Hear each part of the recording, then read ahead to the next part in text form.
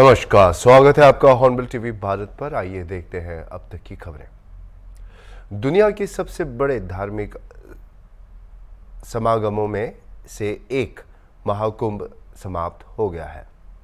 हम आपको इस आयोजन के बारे में प्रतिदिन विस्तृत जानकारी देते रहे हैं, लेकिन अब जब हम महाकुंभ के अंत पर पहुंच चुके हैं, तो आइए हम आपको प्रयागराज में इस समय की स्थिति के बारे में विस्तृत जानकारी देते हैं। जुड़ेंगे हम हमारे रेजिडेंट एडिटर उत्तर प्रदेश के कैप्टन वैभव सिंह से। हेलो। यस मिस्टर वैभव, आप ज़रा विस्तृत तौर पर बता सकते हैं। अब महाकुंभ इतना बड़ा फेस्टिवल था, 2025 का सबसे बड़ा 144 इयर्स में जो इतना स्पेसिफिक एक फेस्टिवल हुआ था। अब ये किस तरह से गया है, और प्रशासनिक तौर पे नहीं लेकिन इन रिलीजियस टर्म्स किस तरह से गया है, किस तरह से चला है महाकुंभ 2025? जी, मैं ये बताना चाहूँगा, ये 45 दिन 45 days long this Mahakumbh, which was held on the ghat of Sangam, Prayagraj, which was concluded on the Wednesday with the last Amrit Snan on the occasion of Mahashivratri. Yes. With more than 2 crores devotees taking a holy dip at the Sangam. The Sangam, which is the meeting point of Ganga, Jamuna and mythical Saraswati River.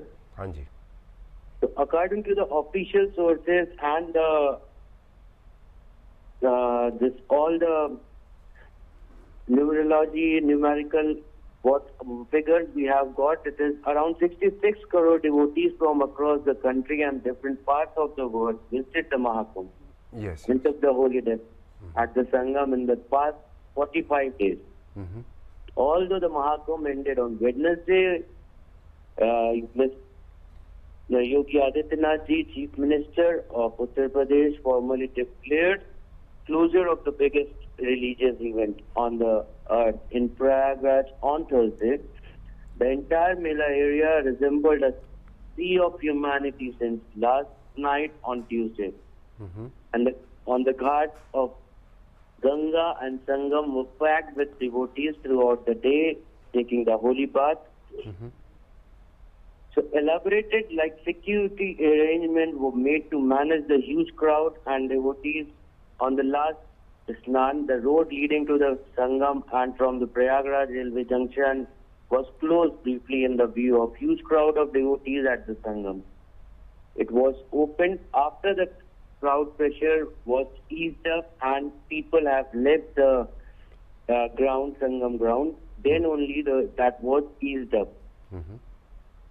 So, UP Police Chief DG Mr. Prashant Kumar said that the artificial intelligence and other world-class technologies were used for crowd management in the Mahakumbh, ensuring the smooth conduct of the event. Mm-hmm. So Yes. they also said that the flow of arrival of the devotees in Prayagraj has decreased considerably, but the nation now faces the daunting task of facilitating the departure of millions of devotees from the town, because once they are departed, the traffic situation is getting worse. Officials said that flow of devotees was expected to continue to the Sangam in the next few days, that the essential facility from them would remain in place for some days. The seers would start leaving the Mela from Thursday, and the camps and pandals were likely to be dismantled within a week's time. Mm-hmm. Mm-hmm. So within a week, maybe we are just seeing that starting of the March, I think so, all the dismantling will be going on, and the UP roadways and have arranged around 4,500 buses to ferry the devotees to their destination. The railways have arranged special trains. The special trains have been nominated for the devotees for reaching their destinations. The 45-day long event saw a number of important personalities visiting the Mahakumbh, taking holy dip at the Sangam. Important among those who have taken the holy dip were President Draupadi Murmu, Prime Minister Mr. Narendra Modi ji, many of his cabinet colleagues, industrials Mukesh Ambani, Gautam Adani, and many Bollywood personalities. Mhm. The Mahakumbh also witnessed the anointment of ex-Bollywood actress Mamta Kulkarni, social media influencer Harsha Acharya added glamour to the event, while IIT Baba also hogged the limelight. Through their conversation with the people and through the conversation with the media persons, they have also got a limelight or by some controversies. There was a stampede also during the Yes, third exactly. Amritsar on the Mauni Amavasya last month. Captain Vaibhav, yes, sorry to interrupt you, but there is something I would really like to ask right now. Now that the government has organized such a big, one of the biggest melas, Mahakumbh in Uttar Pradesh, now what does the future look like? How about the economic growth? What about the religious tourism? How is this going to pick up in Uttar Pradesh and especially Prayagraj right now? Yeah, that is a good question. Normally now the government has laid many plans of development in Prayagraj. The Prayagraj will be seeing a big hospital, big tourism, there will be a bus station and the stations of train station that will also be highlighted in the upcoming development. And moreover, the government has already got benefited from this Mahakumbh, and they will be getting benefited because they will be making more smooth and visitors, they will be getting more smooth and more advantage while visiting the Kumbh, and they will be getting more good preferences when they are visiting Prayagraj for Sangam Day.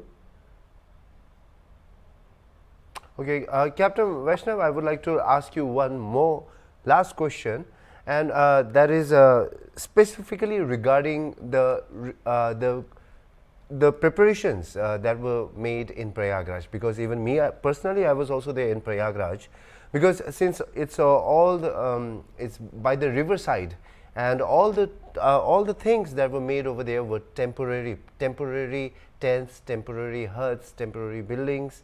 Now, how is the government going to utilize that area forward? How is the government going to utilize it forward? What are the things that is going to do? As you told me earlier that dismantling is going to happen, but what is the level of dismantling that's going to happen, and how is the UP government going to utilize that area? Yes, the government will be utilizing that area because normally right now the level of Ganga is very low. Yes. Meantime, exactly. while in the rainy seasons there will be a flooding going on in Ganga. Exactly. So that tents which you were seeing on the grounds nearby the Ganga, they are all temporary. That will be dismantled.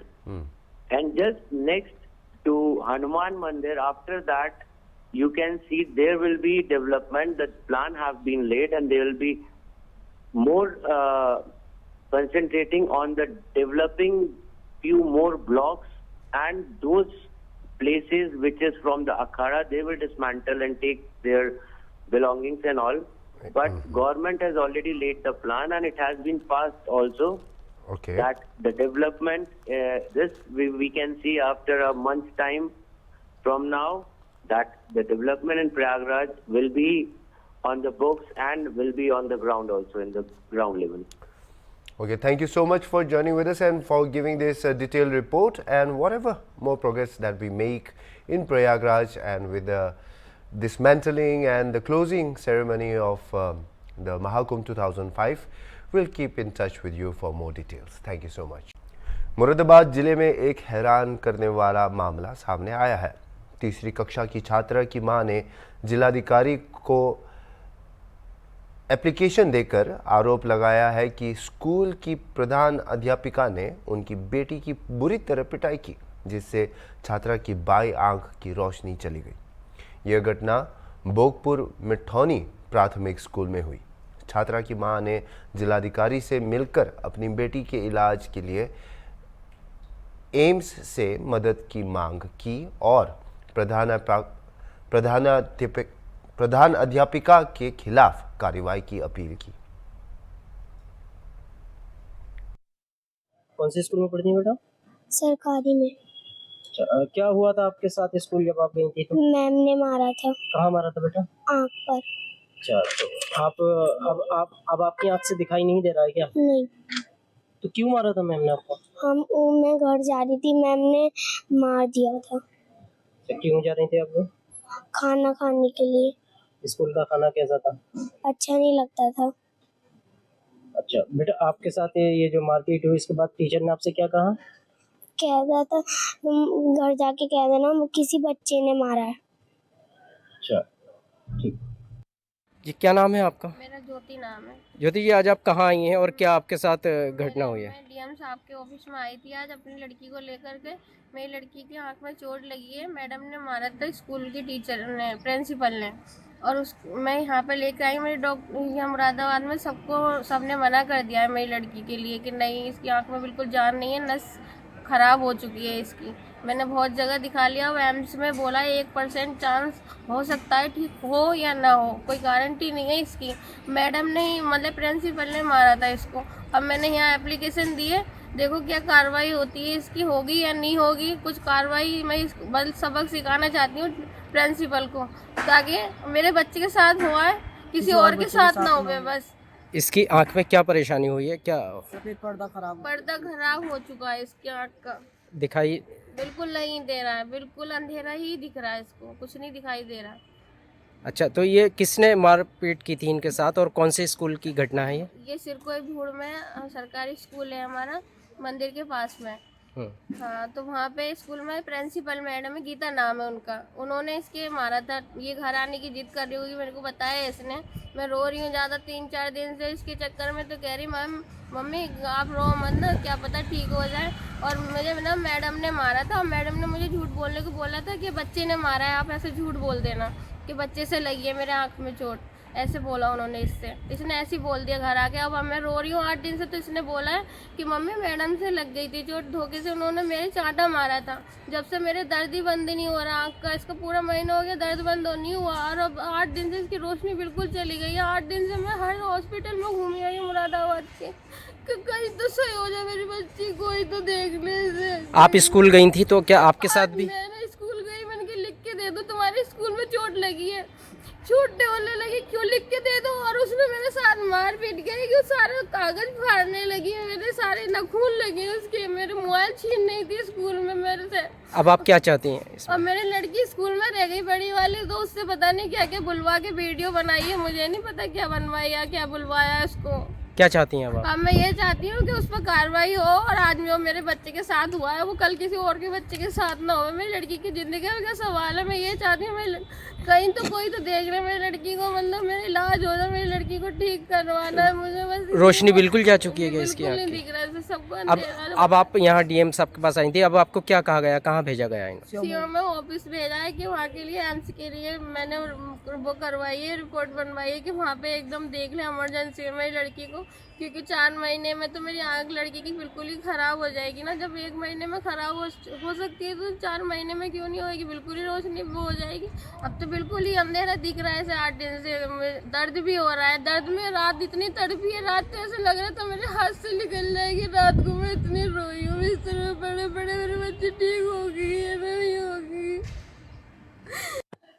किस school की प्रधानाचार्य हैं? मैं प्राथमिक विद्यालय भोगपुर मिठूनी की प्रधानाध्यापिका हूँ। हिमांशी नाम की एक छात्रा है आपके स्कूल में पढ़ती है, उनके पेरेंट्स का ये एलिगेशन है कि आपने उनके साथ पिटाई की, और पिटाई के दौरान उनकी जो बच्ची है उसकी आंख से दिखना बंद हो गया है। नहीं सर, हमारे स्कूल में किसी बच्चे की कोई पिटाई नहीं की जाती, पहली बात कभी भी। और दूसरी बात यह है कि उस बच्चे की आंख में लगी है चोट किसी और बच्चे के हाथ से, किसी और बच्चे के हाथ से उसको चोट लगी है, और हमारे स्कूल में तो पिटाई का तो मतलब ही नहीं बनता है। अच्छा, एक एलिगेशन और है आपके ऊपर, तो जब सुबह उनके पेरेंट्स आपके पास आए तो आपने उनकी जो माता हैं उनके साथ भी अभद्र व्यवहार किया और बताया? नहीं सर, उनकी मम्मी आई थी, वो हमसे कह रही थी कि आप लिख कर दीजिए कि हमारे स्कूल में बच्चे को चोट लगी है। तो मैंने ऐसे कैसे लिख कर दे दें कि हमारे स्कूल में बच्चे को चोट लगी है। अगर आपके बच्चे को चोट लगी थी तो आप मुझसे बताती, आपकी बच्ची ने मुझसे नहीं बताई, या फिर आप नेक्स्ट डे आकर मेरे पास कंप्लेन लेकर आती कि मैडम कल ऐसे ऐसे बच्चे को चोट लग गई थी। ना आप आई, बच्चा कंटिन्यूसली आ रहा है और 4 तारीख में तो बच्चा एब्सेंट था। पहली बात तो जिस तारीख की उन्होंने कंप्लेन की है 4 तारीख की, 4 तारीख में बच्चा आया ही नहीं था। आपके मुताबिक किस तरह का इंसिडेंट था वो, क्या आपको मालूम हुआ उसके बारे में?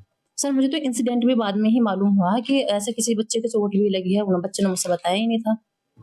आज फिर मैंने बच्चे को बुलाकर पूछा तो ये मालूम हुआ कि बच्चे बुक पढ़ रहे थे, जैसे पढ़ते समय उठकर चली बच्ची तो उस बच्चे की कूहनी उसको लगी, लेकिन सर इतनी तेज कूहनी नहीं लगी कि बच्चा मुझसे कह पाता, वो थोड़ी बहुत जैसे लगी हुई होगी किसी बच्चे के थ्रू। मुरादाबाद जिलाधिकारी से मिलकर उन्होंने मांग की है जांच की, इंसाफ की, क्या कहेंगे? तो सर जांच की जाए, जांच करने में ही मालूम हो जाएगा। सीसीटीवी कैमरा है यहाँ? जी सर, लेकिन वो खराब हो रखे हैं कुछ दिन से, वाईफाई एक्चुअली काम नहीं कर रहा है। कांग्रेस के राष्ट्रीय सचिव आलोक शर्मा ने सरकार से रोजगार देने की मांग की। उन्होंने महाकुंभ में अव्यवस्थाओं पर भी सवाल उठाए, जहां भगदड़ में कई लोगों की मौत की खबरें आई, लेकिन सरकार ने इसे छिपाया। शर्मा ने आरोप लगाया कि कुंभ में वीआईपी सुविधाएं बांटी गई और श्रद्धालुओं को उपेक्षित किया गया।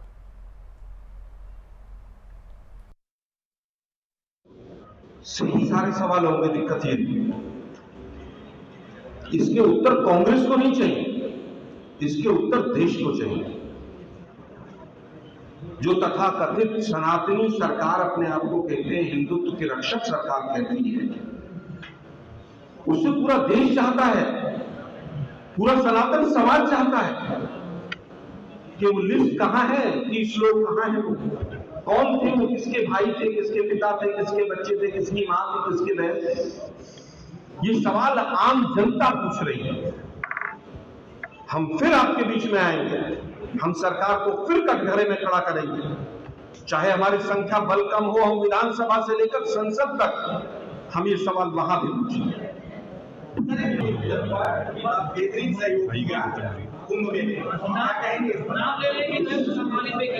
भाई सीएम अपनी नाकामियों को छुपाने के लिए अधिकारियों के तो नाम लेंगे ही ना।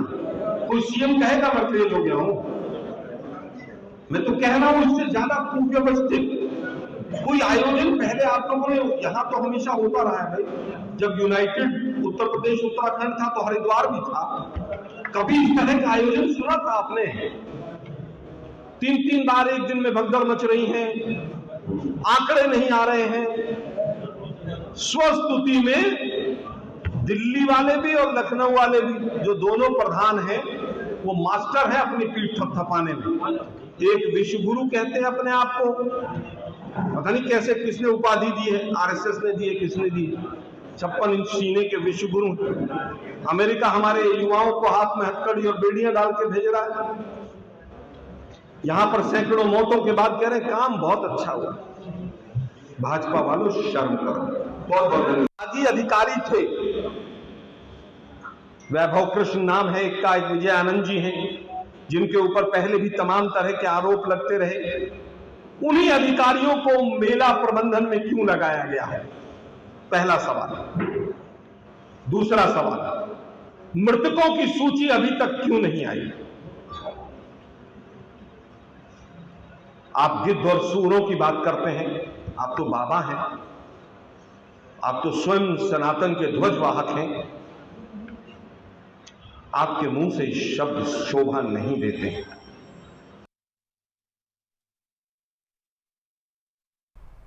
अभी के लिए इतना ही, और खबरों के लिए आप देखते रहिए हॉर्नबिल टीवी।